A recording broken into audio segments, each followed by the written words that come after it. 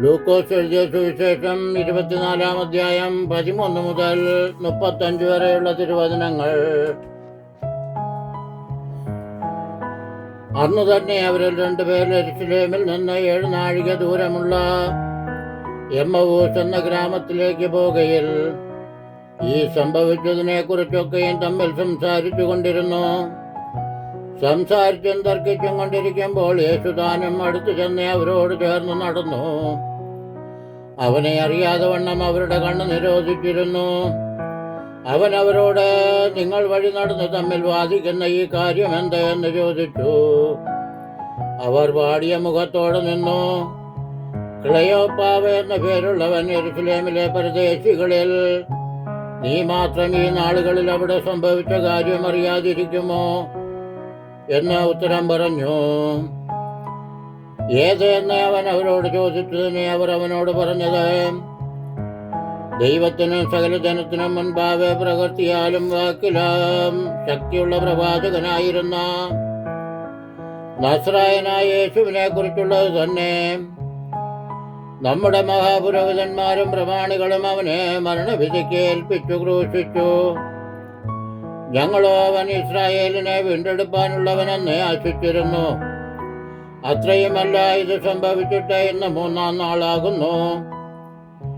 ഞങ്ങളുടെ കൂട്ടത്തിൽ ചില സ്ത്രീകൾ രാവിലെ കല്ലറയ്ക്കൽ പോയി അവന്റെ ശരീരം കാണാതെ മടങ്ങി വന്ന് അവൻ ജീവിച്ചിരിക്കുന്നു എന്ന് പറഞ്ഞ് ദൂതന്മാരുടെ ദർശനം കണ്ടു എന്ന് പറഞ്ഞു ഞങ്ങളെ ഭ്രമിപ്പിച്ചു.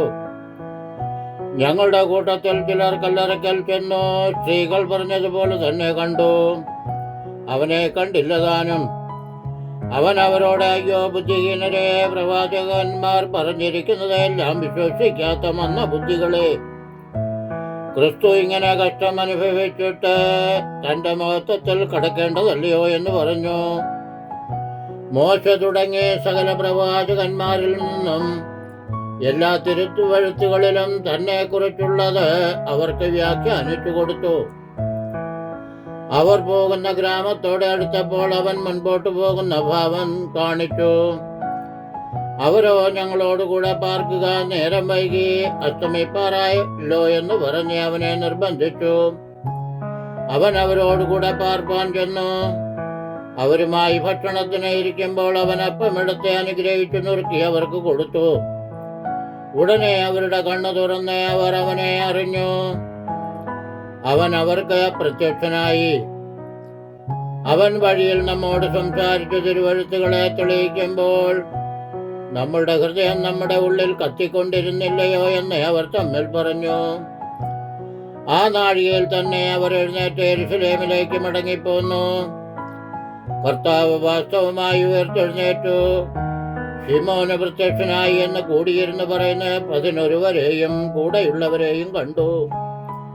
വഴിയിൽ സംഭവിച്ചതും അവൻ അപ്പം നുറുക്കുകയിൽ തങ്ങൾക്ക് അറിയായി വന്നതും അവർ വിവരിച്ചു പറഞ്ഞു.